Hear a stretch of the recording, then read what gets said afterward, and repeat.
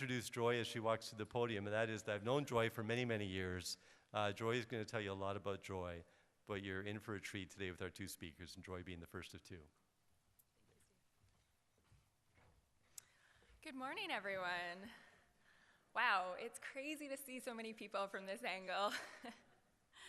After 9 years of involvement with Youth Opportunities Unlimited, I am privileged to be here to speak with you today. When people meet me, the first thing that crosses their mind likely isn't that I have a mental illness. Nevertheless, I have struggled with clinical depression for over a decade, adding significant challenges to my journey.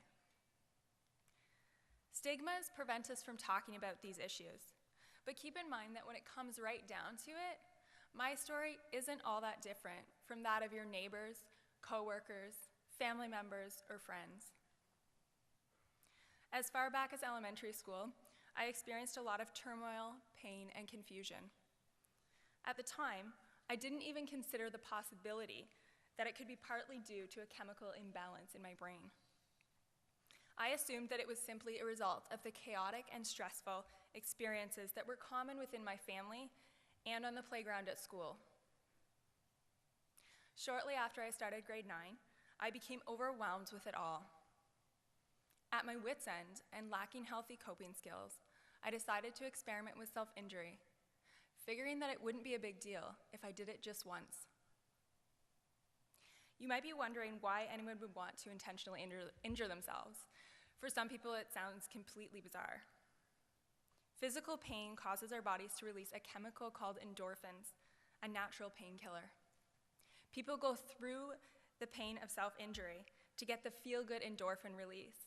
And the majority of individuals with self-harm will say that they don't actually feel pain when they're engaging in this activity. And yes, endorphins are wonderful, but there are healthy ways to trigger an endorphin release, like exercise and eating chocolate.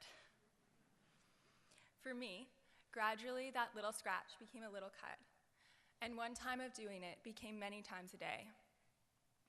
It wasn't long before I refused to go anywhere without one of my tools, going to great extremes to avoid being discovered.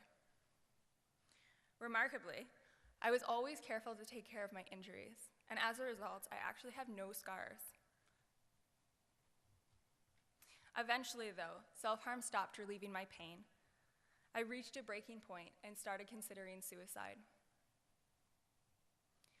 Nevertheless, over the next few years, I continued to manage my pain through frequent self-injury. I tried to stop on several occasions, but found that just like an addiction, it was something I had come to depend on.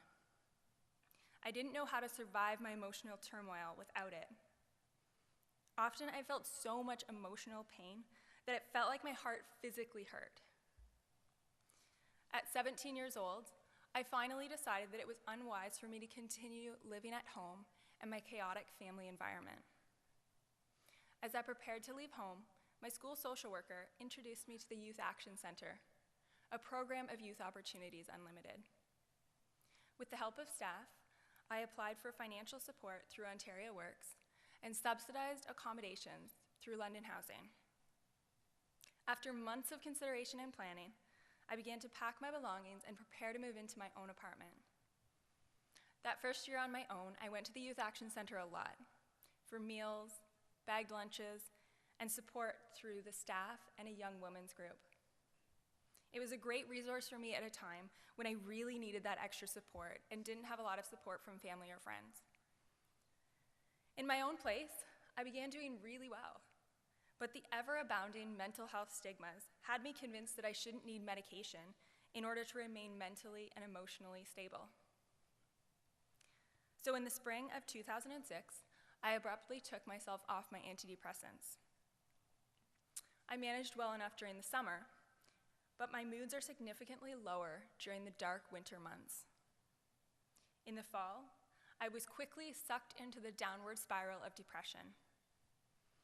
As I sank deeper and deeper into the depths of depression's grasp, I pulled away from those who cared about me and withdrew more and more into myself. I had trouble falling asleep, and when I did sleep, it was unbelievably difficult to get out of bed in the morning. Not just because I was tired, but also because the weight of the day seemed just so heavy.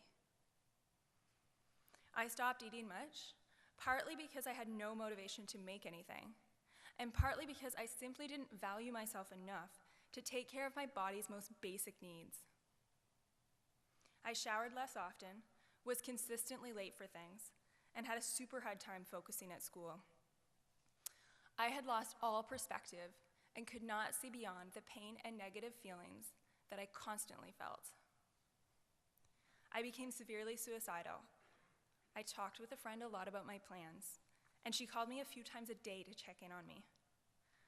When I stopped going to school after Christmas holidays, she asked me to let her take me to the hospital. I was terrified to go, but her concern and belief that I could have a better future convinced me, despite my fears. That night I was hospitalized and remained so for 2 weeks. During that time, my only responsibility was to get better. Being in an environment where I could always access support gave me a sense of security.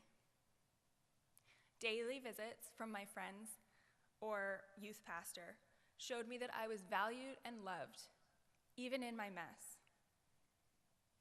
A break from my academic responsibilities gave me a chance to reevaluate my priorities. I began to read the Bible daily, finding hope and peace in God's promises. At that time, I realized that I needed to take a step back from school and focus on stabilizing my mental health before continuing with my academic studies. Eventually, I was back at a therapeutic dose on my antidepressants. Within about 6 months and with a lot of hard work, I began to see a big change in my life. Finally, I stopped hurting myself after 5 years. I developed more supportive relationships and a wide range of healthy activities. They helped me cope during difficult times. And finally, I was able to recognize that clinical depression and self-injury do not define who I am. They are simply things I struggle with. They're not who I am. After a semester off school, I took the remainder of my courses through alternative education. And finally, after 7 years of high school, at 20 years of age, I graduated with my Ontario Secondary School diploma.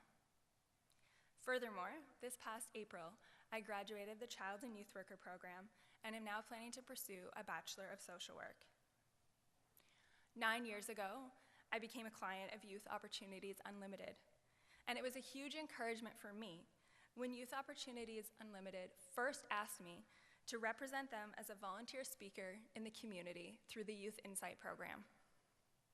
2 years ago, they chose me for a summer staff position, demonstrating to me that they no longer viewed me as a client. All of these were significant steps towards my career in social services, supporting clients, and raising awareness about mental illness. This month is the 7-year anniversary of my hospitalization, a key turning point in my life when I began to recover and find hope again. And I actually celebrated the 5-year anniversary with a dinner party because I think it's that big a deal. There have been many seasons during the past 7 years where self-harm and suicidal ideations have not even been considerations, but have been a thing of the past. I'd love to be able to say that it's been years since I struggled with those temptations at all, but that's not my reality. What has changed, though, is my mindset and perspective. Even in the midst of what feels like an endless struggle, I know that ultimately, self-harm and suicide aren't the solution to my pain. Learning relaxation and coping techniques and how to recognize my early warning signs have been key to my recovery. But a big part of my recovery has been developing that community around me and getting that supportive network. After years of struggling through depression and significant family issues, I've learned a great deal. I have learned that every single person, including each one of you, is undeniably valuable and beautifully created. I have learned that no matter what has happened in the past, every person has the choice to embrace a fresh start and a future full of potential. I have learned that through patience, perseverance, prayer, and forgiveness, even the most difficult relationships and situations can often be restored and healed. and I have learned that no matter what comes, there is always, always hope. Organizations such as Youth Opportunities Unlimited instill hope in young people during difficult times in their lives. Thank you, Youth Opportunities Unlimited, for all that you do. And thank you for listening to my story.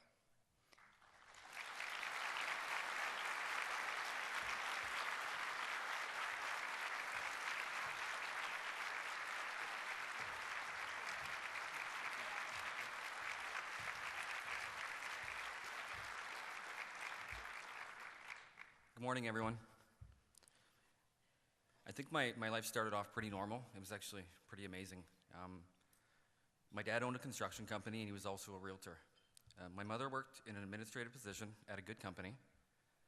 My parents also owned multiple rental properties. We lived in a great neighborhood in South London. We had a trailer we went to on the weekends. We went to Florida 1 or 2 times per year. I also had clean clothes to wear. There was always food in our fridge, and the house was always clean and well cared for. Then when I was about 8 years old, everything began to change. My father's construction business went down. He had broken his back and could not keep up his business. My mom was let go from her job, and as interest rates went up, they lost all of their rental property. With all of this pressure and stress, my parents' behavior began to change dramatically. They started to drink alcohol daily, and I believe my father was also using drugs. As time went on, things got worse and worse. My mother no longer took care of the things around the house. My clothes did not fit me, and we had to rely on the London Food Bank to eat. My dad had to go out of town to find some more work, so he was only home on the weekends. When he was home, all he and my mom would do was fight and argue.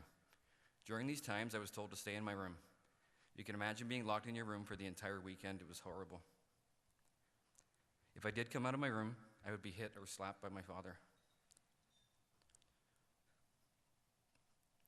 Even though life with my parents was tough, I do want to make it clear that I don't blame them for any of this. They had both come from difficult backgrounds. Both my mom and dad had abusive parents as well.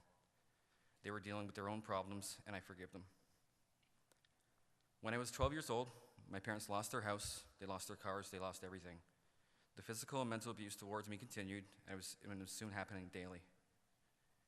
At the age of 13, I began using drugs, specifically marijuana and alcohol, because to me it all just seemed so normal. One day I went to the beach with my parents and a friend of mine. We were driving home, and both my parents were screaming at me. My friend and I were in the back seat in our bare feet and bathing suits. I couldn't take the yelling anymore, so when the car pulled up to the green light, when the car pulled up to the stoplight at the corner of Bradley and Wellington, I signaled to my friend to jump out of the car. We opened the doors and we took off. The light turned green and my parents kept on driving. From that moment on, I really never had a place to call home. That was the first time I ran away. I was 13 years old. For the next year, I bounced around from friends' houses and back to my parents', but that would only last a day or two. I couldn't stay there. When I was 14 years old, I decided I just wanted to make it on my own and stay away from my parents altogether. With no real place to call home, I would often find myself with nowhere to go because my friends couldn't accommodate me or the Salvation Army doors were closed. These were times I would find myself sleeping on the streets. I remember clearly one time I was woken up in the middle of a cold February night in a bathroom stall at the Greyhound bus station. A man was yelling at me to get out. When I look back at this now, I think that if I could have just told someone what was going on and asked for help, they would have helped me, but I didn't. And I just kept on moving. Very quickly into living on the street, I was arrested.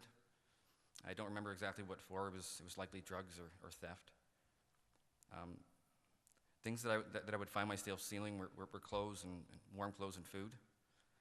I did a lot of things that I shouldn't have done, but I was doing what I thought I had to do to survive.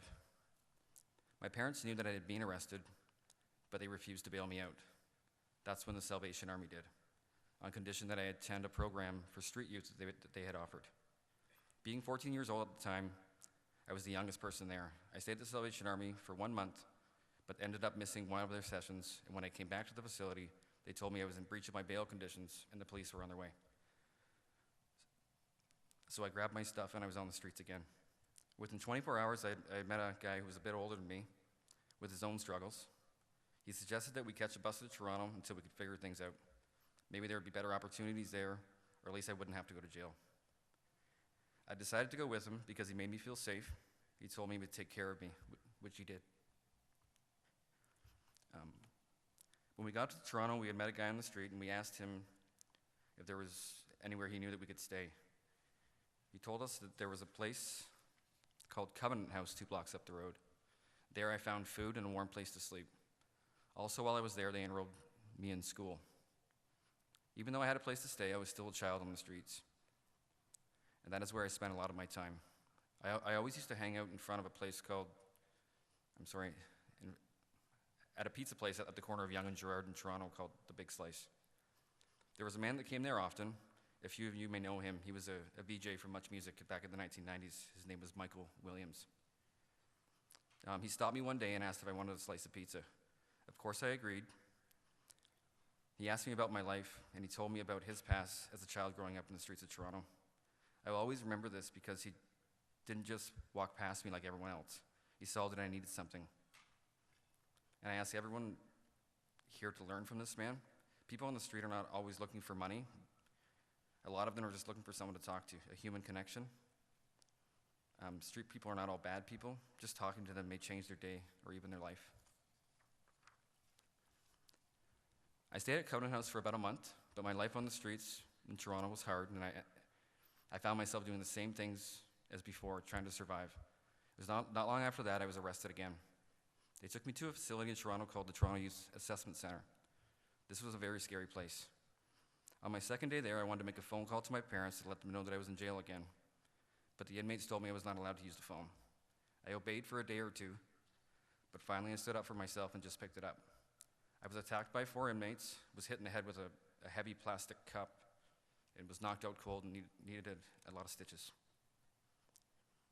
After my time in Toronto, I was brought back to London by the police to face the troubles that I had left behind here. I ended up with 6 months open custody at a youth center called Booth House out on Ilderton Road. That is where I met a gentleman by the name of John White. I don't know his title exactly. I believe he was called a director there. I just know he was a really nice guy. During my last few weeks at Booth House, I started working closely with him, coming up with a plan of what to do next. The original plan was to go back to my parents' house, go back to school, and find some part-time work.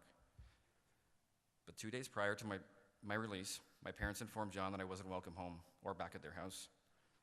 So we had to work out a plan in just 2 short days. John took me to Ontario Works, YOU, and London Housing. YOU helped me get special approval I needed in order to get the money for food and rent so quickly. I had learned that the most important thing was to find a safe place to live, and YOU helped me with that as well. I moved into a boarding house and enrolled in school at the Center for Lifelong Learning. YOU helped me find this school and get enrolled. They also helped me prepare my resumes so I could look for part-time work. I worked closely with a person named Morella. I believe she's here today.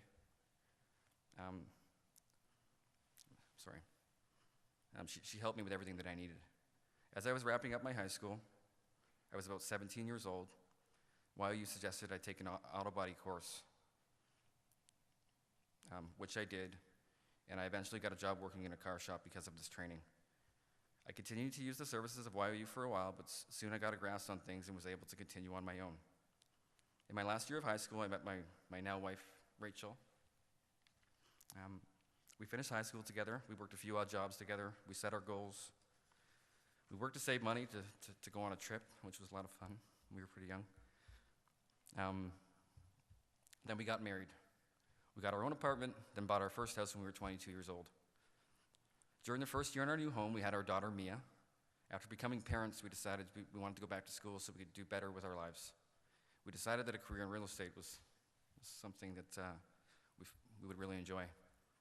It's now been 8 years, and we also have a son, Jacob, who is 5, and we live a happy life together as a family.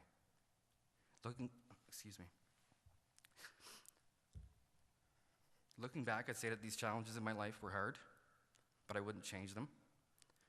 They had made me who I am today. With all the highs and lows of my childhood and street life, I see that at every high point, There was always an organization like YOU that was there to help me stay on track. If I hadn't had YOU, I wouldn't be in the position I am today, and I just want to say thank you. And if I can leave you with anything today, I would also like to tell you that it was not only the organizations that made my life easier and better, but it was also the people too. The people who took the time to talk to me, to try to help me, and to understand me. These simple gestures from complete strangers made me feel good. It made me feel like I could make it. So please remember the next time you see someone who is living on the streets, they aren't as scary as they may seem. Sometimes just saying hello to them may be all they need. Thank you.